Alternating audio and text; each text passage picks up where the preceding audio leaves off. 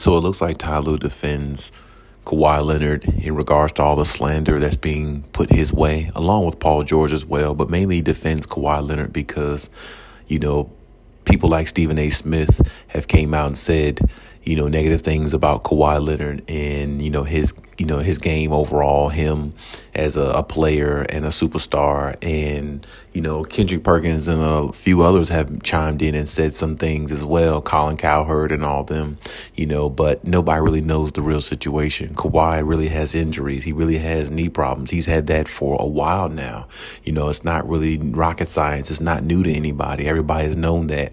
And this is just another thing. This is just another situation that the media is trying to turn against Kawhi Leonard, because when you think about it, when Giannis was out and all these other superstars, star players being injured, nobody's talking bad about them. Nobody's saying they're the worst superstar ever and all these type of slander type things. They're only saying about Kawhi Leonard because it's really only because Kawhi Leonard doesn't give Stephen A. Smith and a lot of people what they want.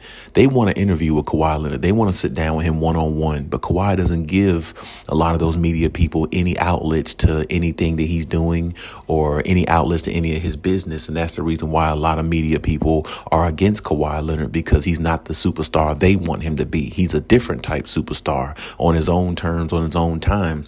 And I know a lot of people could look at that in a bad way, but at the same time, it's his life. It's what he wants to do. And he's just going out there playing basketball when he's available. And I understand that him not being available now hurts Clippers Nation. It hurts the team. It hurts a lot. But, from the reports, Kawhi Leonard was actually hurt after game number 1 against the Phoenix Suns and played through it in game number 2. Even though he wasn't feeling his best with his knee and everything, he still tried to play through it. He still tried to tough it out. He still tried to come out there and give it a go. And game 3, it took until about, I'd say maybe till a few hours before the game, before the breaking news came out that Kawhi wasn't going to be able to play and he wasn't going to be available for the Clippers at their disposal. So, even up to that point, he was still trying to, see what he can do and try to, get the treatment and everything he might need so he can go out there and play, because he's played through injuries before in the playoffs, even though his knee or whatever was bothering him. He's played through it. Actually, in 2019 with the Raptors, he played through a knee that was bothering him in the playoffs. And, he found his way, him and his team found his way all the way to the finals and found themselves winning it. So, if it was up to Kawhi Leonard, in my estimation, Kawhi would be out there playing. But I think this team is looking at the long term. And on top of that, it's like this is your star player and this is the main guy. So it's like you got to try to keep him upbeat as much as possible. And this is, I appreciate Ty Lue for coming out, reading a couple of my sources saying that, Kawhi is not faking this injury. This is a real injury. This is not no load management or he's tired or anything like that. This is a real injury, regardless of what all the outsiders say. It doesn't mean nothing in regards to what they say. And I really appreciate that coming from Ty Lue. You can read a couple sources in regards to that, him speaking on this. But yes, you can definitely Google it. If you need to see any sources. But I definitely appreciate Ty Lue speaking out about that in regards to his superstar Kawhi Leonard, because he gets so much slander and so much hatred towards him, like he's done something to some of these people. And Kawhi doesn't give a damn about no Stephen A. Smith or none of these other analysts that speak on him like they know him. If you don't know him, shut your damn mouth and just spill the beans in regards to, or give the news in regards to why he's not playing. Don't give me an analysis about why he's the worst superstar and all these type things, because you're just saying that because you're hating on Kawhi Leonard. And I just really can't stand that. And that's one thing that makes me not stand Stephen A. Smith at times. He tries to attack Kawhi Leonard in so many ways. At any course of the time, he tries to attack Kawhi Leonard, but he never tries to give him credit on how good he played or playing at the time when he's on the court, because he didn't give Kawhi much credit when he was shutting down Kevin Durant in this series, basically neutralizing Kevin Durant from being the nuclear weapon that he is. This series, if you actually think about it, Kevin Durant is not even the best player on his team. Actually, Devin Booker has been the best player on the Phoenix Suns. If you look at, totality wise and who's been putting up the biggest numbers and who's been actually been able to get off. Now, of course, Devin Booker is able to do a lot of things because of Kevin Durant being there, but still, Kevin Durant's getting guarded by guys smaller than him. Russell Westbrook is smaller. He's shorter than Kevin Durant.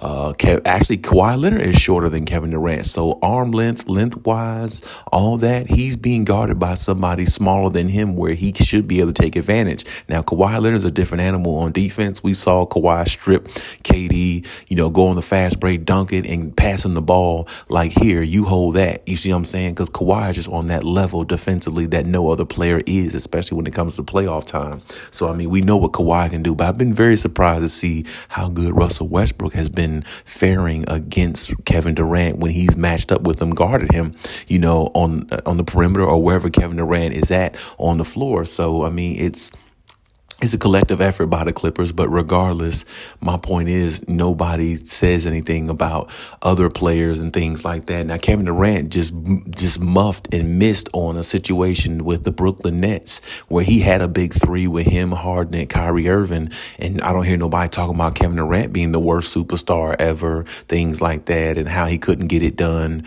with the Brooklyn Nets just because now he's on the Suns. Nobody's talking about that, but I guess because everybody likes Kevin Durant, and he's the type of superstar that everybody wants him to be, which is talkative and telling the media things that they want to hear and being conforming to the media the way they want him to. That's the reason why he doesn't get looked at in the same light as Kawhi. But to me, if you look at Kevin Durant in this situation, he just went from one big three to another one. Now he's on a big three team with the Phoenix Suns. And before Brooklyn, he was on a big three with the Golden State Warriors. So his whole career is based off of being on these big three type teams where it's easy to walk through and win a championship because there really isn't no competing out there. Because if you have a little bit of chemistry with Devin Booker and CP3, you can win the championship because they're two really good players. So it's like they're two all-star caliber players. So it's like, you add Kevin Durant to that, it's hard to beat them with DeAndre Ayton if he decides to play well from time to time. So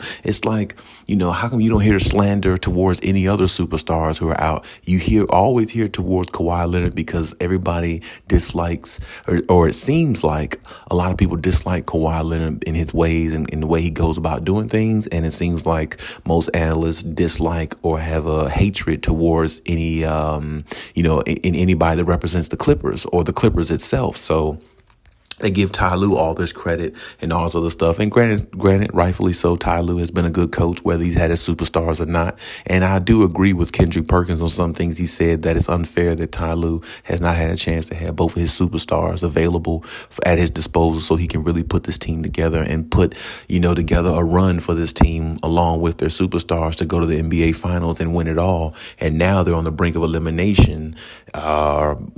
It doesn't really matter, where they're eliminated, actually. But regardless, brink eliminated. They're just pretty much eliminated regardless. So, my point is, without Kawhi Leonard, you can't do much. And with Kawhi Leonard, it still would have been a stretch because it might have went 7 games with Kawhi Leonard, but they still might not have won it with Kawhi Leonard with all the firepower that he has to deal with on the other side. And the reason why Kawhi's knee, to me, really went out, nobody's talking about it, but ever since they acquired Russell Westbrook, a lot of people want to sit here and say Russ has been great, and he has been. I'm not going to take that from him. And anybody in the comment section that's, went against me in saying that I give slander towards Russell Westbrook, it's not slander. It's just the truth. When Russell Westbrook is on your team, things just don't seem to go championship. It don't seem to go the way in regards to a championship route. It just doesn't.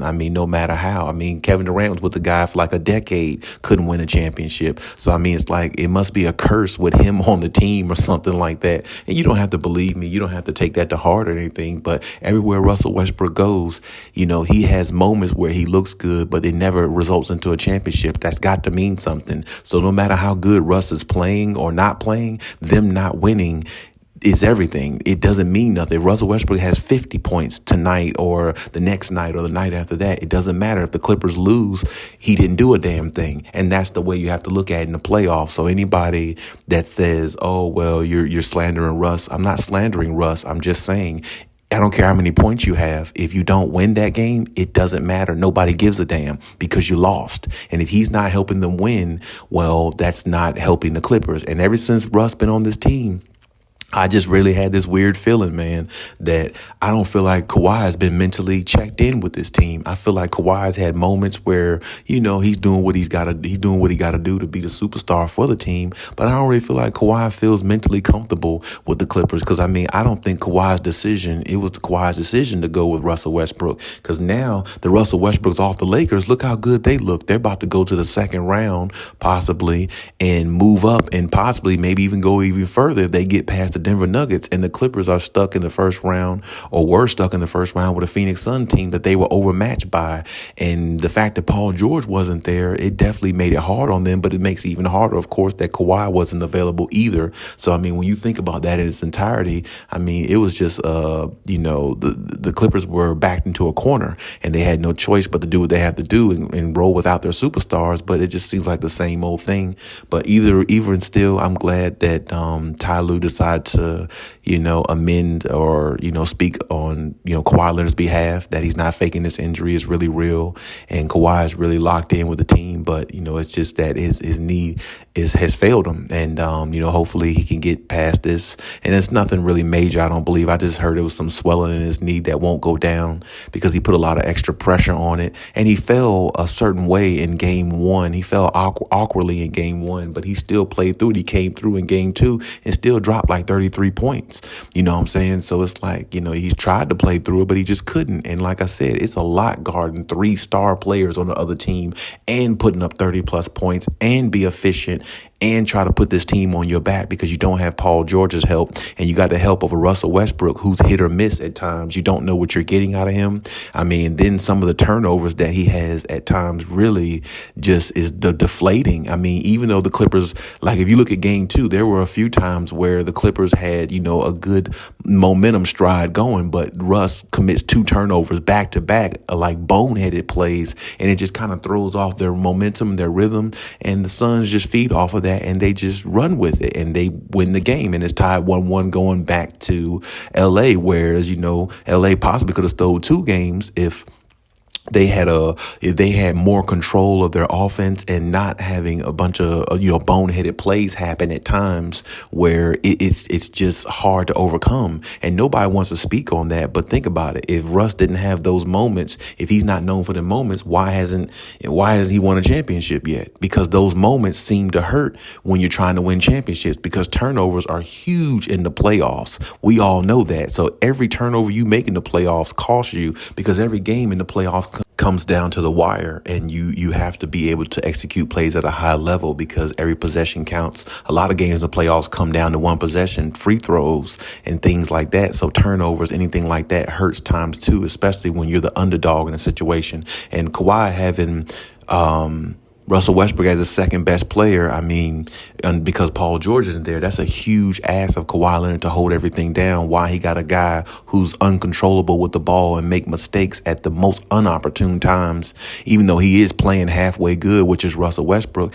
Him playing good with his numbers don't override the turnovers, especially when you're in a game against a team like the Phoenix Suns, when you're up or down a couple points, and it makes or breaks the difference of the game. And it's like, it's hard to win that way. That's the reason why Kevin Durant couldn't win with Russell Westbrook. So, don't get me wrong, it would have been a lot better with Kawhi there, but it still would have been a very, very hard task with Russell Westbrook being your second guy. But either way, it is what it is now. The Clippers are going to have to try to find another way in regards to, bettering themselves going into, the next season and see what happens, because, it's a foregone conclusion now.